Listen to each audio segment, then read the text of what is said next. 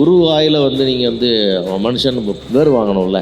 பெரிய விஷயம் இல்லை அவர் கடைசி வரைக்கும் நடிகன்லாம் சொல்ல மாட்டார், நடிப்பு அதெல்லாம் பேச மாட்டார், மனுஷன்டா அவங்க. சரி, நடிகன்கிறது இரண்டாவது தகுதி, முதல்ல மனுஷனாக இருக்கணும்ல. அந்த மனிதன் தான் மாமனிதன் தான் நமக்கு ரஜினி சார். நீங்க அவரை திரையில ரசிச்ச ஏதாவது ஒரு எனர்ஜைஸ்டு மூமெண்ட், மோஸ்ட் எனர்ஜைஸ்டா அவரை பார்த்த இருக்கும்? இல்லை நான் வந்து ஏன்னா ரஜினியோட ஆரம்ப காலகட்ட ரசிகர்கள் பேட்ச் நான்லாம். எனக்கு 62னா எப்படி இருக்குன்னு பாருங்க. அவருடைய முதல் படத்துலேருந்தே நம்ம சினிமா பார்க்குற வயசு. நீங்களாம் குழந்தைகளாக இருந்து பார்த்துருக்கீங்க, நாங்கள் வந்து பெரியவங்களாக இருந்தே பார்த்துருக்கோம். ஸோ அவருடைய அபூர்வ ராகங்கள் ஆரம்பித்து புவனா ஒரு கேள்விக்குறியாகட்டும், அந்த மாதிரி ஒரு படமாக ஒரு படமாக ஸ்டேஜ் பார்த்துட்டே வரோம் இல்லையா. அந்த மாதிரி பார்க்கும்போது தப்புத்தாளங்கள் படம் வந்து என்ன, அதாவது இந்த சமூக அவலங்களை சுட்டி காட்டிய படம் கேபி சார் படம். அதில் ரஜினி சார் ரோல் பயங்கர பவராக இருக்கும். இப்போ கூட நீங்கள் திருப்பி பார்த்தீங்கன்னா அந்த படத்தோட பவர் புரியும். ஏன்னா நம்ம அது வந்து அவ்வளோ பெரிய சக்ஸஸ் இல்லை, ஆனால் கூட வந்து அந்த ரோல் பார்த்தீங்கன்னா அவ்வளோ பவராக இருக்கும்.